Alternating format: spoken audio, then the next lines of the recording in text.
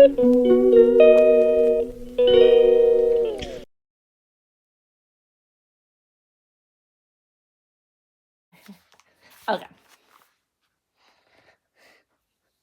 Yeah, I'm gonna see if I can try to finish this book so I can put this on. To get rid of.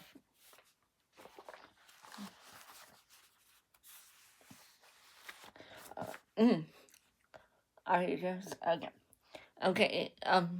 With one video, I was burping so much and yawning so much is because of the medicine that I take right now.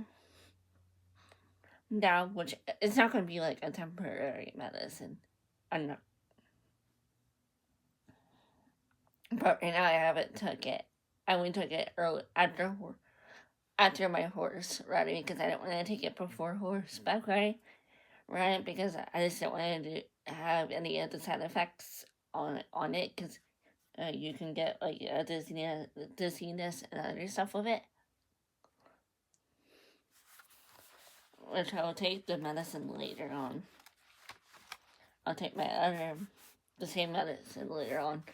As I'm gonna try to finish this book as quickly as I can without yawning or burping. Uh,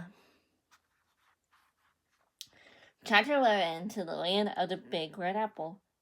As the spring days lengthened into the summer of 1894, Laura and Manly prepared the journey to a new home in the land of the big red apple. Sorry, I almost said big woods because it was a habit for me. They decided to settle a man-filled Missouri high atop the Ozark Hills. Farmland was for sale there at lower prices while Manly raided the wagon for a long trip where finished her sewing job at the dressmaker's. She had carefully saved the dollars that she earned by sewing. Laura says add up to $100. She did $100 bill in her lap writing desk. That money would buy Missouri's land. Laura tried to not worry about the long move to Missouri or the province. There might be starting a new home. Hadn't Pa and Ma always been cheerful and they tackled a new move? Although she hardly knew how to image Mansfield or would be there. In her mind, it had become the promised land. So many carpenters and traveling folks were passing through. Dave Smith, during the summer of 1894, the town newspaper wrote about them and discussed the problems of immigrants on the road. Each sundown, wagons full of dusty, discouraged homeless families stop wearily in Dave Smith for the night. They come from north, south, east, and west, all with tales of terrible droughts, ruined farms, and poverty. Bakers came to the door, and once Pa gave a nickel to traveling minstrel who performed with a dancing bear. Laura was proud she wanted no one to think of her family as a covered wagon folks with no home or destination. They knew they were just aimlessly wandering the land. They had good horses and a saddle wagon and quality folks at home. And when Laura worried about their future, she remembered the $100 bill for their farewell Sunday supper, and they smoked. Laura, Manly, and Rose ate in Pa and Ma's house. Ma made the meal a special one, and when they finished their pie, Pa asked for his fiddle. And in the painting summer dusk, on the porch of Pa and Ma's house, they sat together one last time. Pa and Mom, Mary, Carrie, and Grace, and Laura, and Manly, and Rose. That night, Pa's fiddle sang in a last concert for Rose, recalling songs from the big woods and prairies, musical evenings along the trail, covered wagon, melodies from the singing school and Dave Smith, and the music of family's favorite hymns. Somehow the fiddle saying that Aura felt but could not say it about leaving home. She thought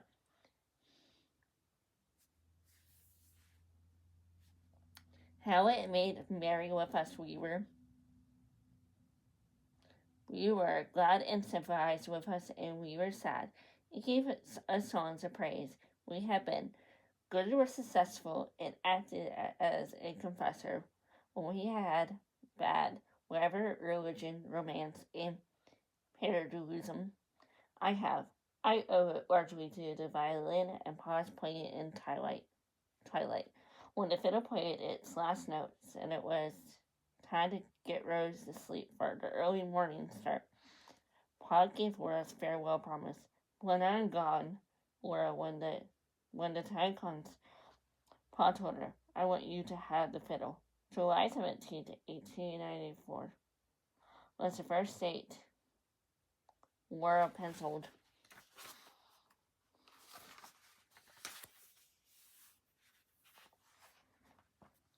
into a small nickel notebook. She kept a diary of the trip from Dave Smith to Manisville. She thought it would be interesting to read about their trek. After they were safely settled in a new home in Ozarks, another family from Dave Smith, the Coleys, was traveling with the Wilders. Mr. and Mrs. Coley and their two boys, Paul and George, planned to stop in Manisville too. Mr. Coley had already been there on a trip just to look over the countryside. Laura Manley had filled the black painted wagon with all it was hold to supply some on the trip south. The hen's coop was fastened to the back of the wagon. They squawked and grumbled at their new home, but Manley said they would soon forget where they were. It would be good to have a fresh egg to eat on the drive. The Wilders and Coolies traveled together and camped side by side as they drove across the drought, dusty midsummer prairies from Dave Smith. They traveled straight south to Yalcoon, South Dakota, on the Missouri River. As they sought to cross the muddy Yellow River on a very frightening summer storm grew at the sunset. Black clouds crowded at the angry sky. Dust gusted in the river and a hard wind shook the wagon, frightening the hens. Manly,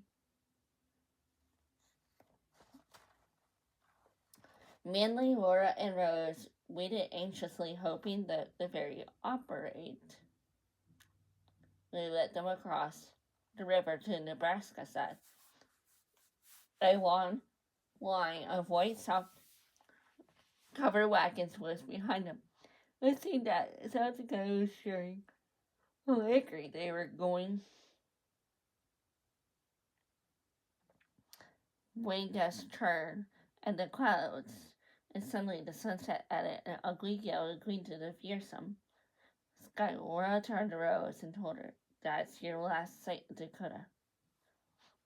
After they covered the Missouri, the Wilders and the Coolies moved further south and east through Nebraska and Kansas. They met weary traveled. The heat, the dust sometimes made their days unpleasant. Often Laura recorded in her diary the temperatures exceeded 100 degrees, as it usually did on the plains. The wind blew ceaselessly over the hot, dry land. Sundays were days of rest. They did not travel on that day. On August 22nd, Laura noted in her diary that Kansas was behind them. They crossed the Missouri state line and immediately liked what they saw.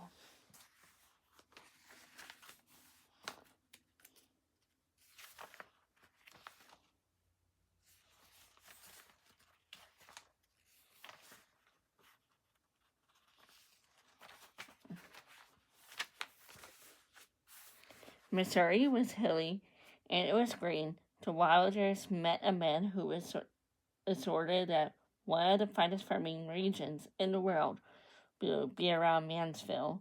The farther east they traveled, the more rolling and country became. The travelers marveled that the day no longer but here the wind blowed away.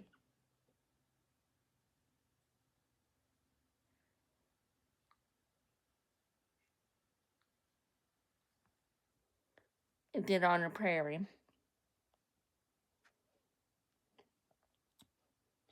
It gently swayed the trees and set cool breezes for the moving wagon. Laura remarked in her diary, there was a beautiful sturdy oak tree on both sides of the road, while the wagon creaked along the roads through the tunnels of arching oaks.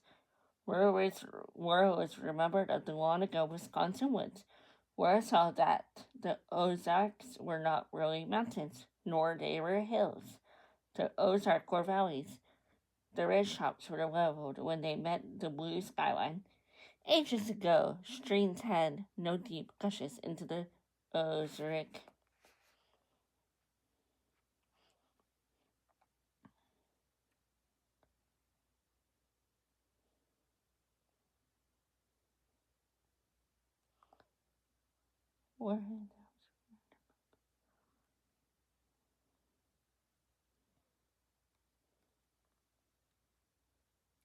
Ages ago, streams had cut gashes into the Ozark Plateau, leaving strongly rugged hillsides, chiseled valleys and ravines. Numberless streams tumbled out of the limestone ledges, and blackberries grew heavy in the thickets. Where I declare there is no other country in the world like the Ozarks. While the wagon rested at Lamar, Missouri, Laura wrote letters back to today's message she sent out to Carter P. Sherwood, the editor of the Dave Smith News and leader, thinking you might like to print her reflection on her travels, Laura wrote. We had a very pleasant trip so far. No bad weather to delay us having only a few light showers, and those in the night. Our camping places have been delightful. It is conditional picnic for the children to wade in the creeks, play in the woods, and sometimes we think we are children and do likewise. We even eat apples, grapes, plums, and melons until we actually do not care for any more, and to satisfy the cold appetite for such things is surely some wonderful. There are hazelnuts, hickory nuts, and walnuts along the road, but they are green yet.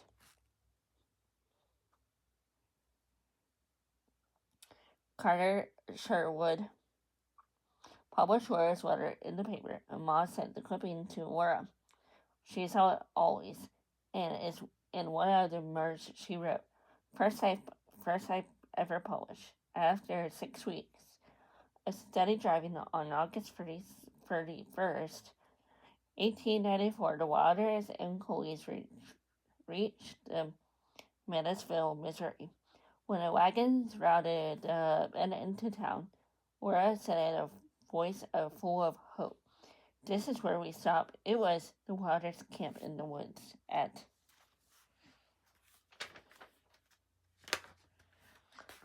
the edge of Missouri. A Mansfield until they found a farm. The Coleys moved into a hotel in the town square. They had been here in the innkeepers, Manley and Laura, look over many farms, but selecting the right place was a difficult decision. Finding Laura's spot, just the place she wanted. It was rough, rocky, 40 acres of land, just a mile town in square Mansfield. Manley wandered alone, allowed at Laura's imitated attraction to abandoned, neglected little farm. It did not look like a promising place to him. I had just left the prairies of South Dakota, he said. Where is the land? It's easy from coming from this from such smooth country, the place looked so rough to me I hesitated to buy it, although Manly was doubtful. Laura foresaw that land could be made both protective and beautiful. She immediately decided the farm needed a name. It was not hard to think of one. Looking around in the firmly brownish white stones covering the gullies and sharp ridges, Laura named the land Rocky Ridge Farm.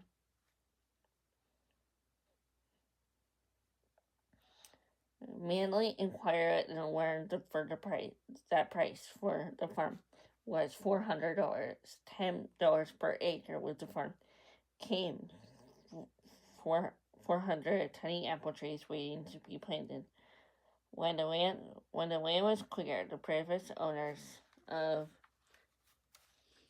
the land had ordered those apple trees from nursery they had bought of the work connected with an worker and simply abandoned the apple seedings in the farm using the $100 bill as a down payment. The Wilders bought Rocky Ridge Farm on September 24th, 1894. The Bank of Mansfield. When the papers were signed at the bank, Manly, Laura, and Rose immediately moved out to their new home. A log cabin stood at the edge of a ravine on property. It is heated by a big rock fireplace, but there is no windows, Laura said. After they moved, the light in the log house, what there was of it, came down the chimney and through holes in mud chickening between the logs of the walls. If for any reason we need more light, we just punch out some more of the chickening light came in the way. But so did the wind and the rain. Laura, with Rose's help, made the cabin cozy and comfortable for the coming winter.